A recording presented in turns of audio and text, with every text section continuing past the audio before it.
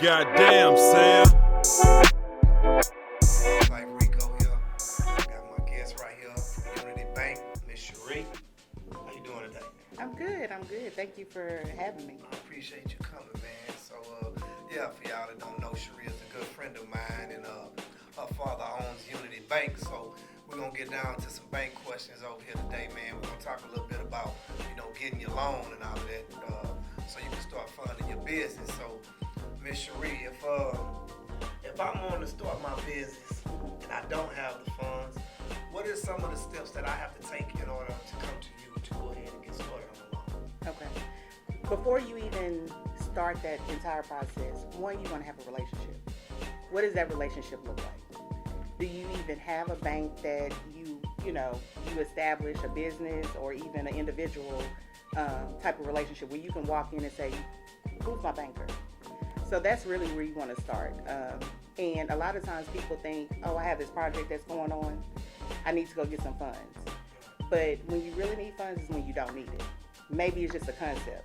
Maybe you work in a 9-to-5 job, or maybe you have another business that you've already started and you're looking to open up another business. It's really when you don't, when you're thinking about having that business plan. That's really when you want to go into a bank and say, you know what, I have this idea. I've already started talking to somebody to, do my projections and everything. What are the steps that I need to take in order for me to get a business loan? And how could one establish a loan with a bank? Do they have to get an account there first? I would say that would be my suggestion, yeah.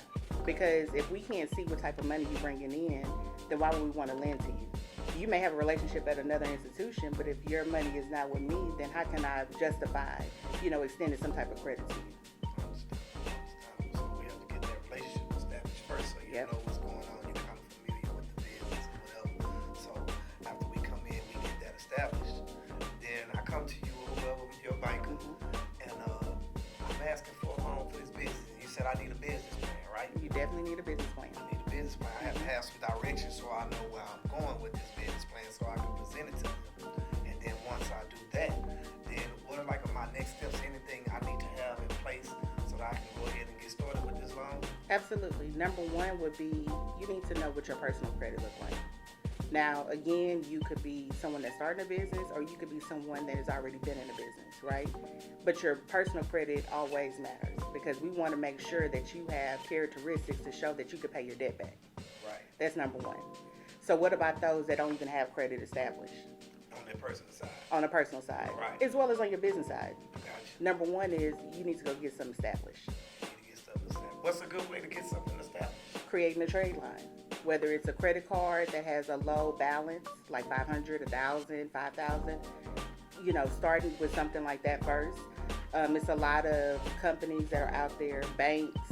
It could be maybe a platform like a PayPal or something like that may lend you money just based off of your receivables. And that is a good trade line. That's like starting a relationship with somebody, establishing your credit on your personal side. Do you have to do it on your personal side first, or do you do it on the business name first? It's nothing wrong with doing both. But number one, you've probably been having credit for a while, depending on where you are in your life. So number one, making sure your personal credit is straight, because we're definitely pulling your personal credit. Right. And then number two, making sure you establish a DUNS number, you have your EIN, you have your articles of incorporation, and making sure you're a legit business through whatever state that you're in. Right. So having all that and all the Dun and Brad is very important. So you have to get with them and then get your. So once you have your line of credit, then you have to pay on that and get an established relationship with that. Yeah. Well, two, you got to have financials. So what do your personal tax returns look like? If you're a business already, are you paying yourself? Is it a W-2? Is it a 1099? Are you a contractor? What does that look like?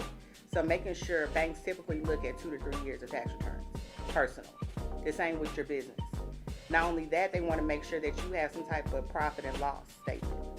And what that is all of your income, revenue that's coming in, and expenses that's going out, and we want to see your net.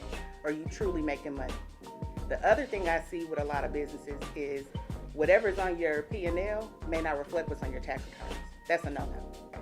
Break that down for me. What do you mean when you say that? So whatever your accountant, because let's make sure you have an accountant or a bookkeeper, whatever they're reporting on a monthly or quarterly basis is the same thing you're going to have to report to IRS. all of that is going to have to come into a bank.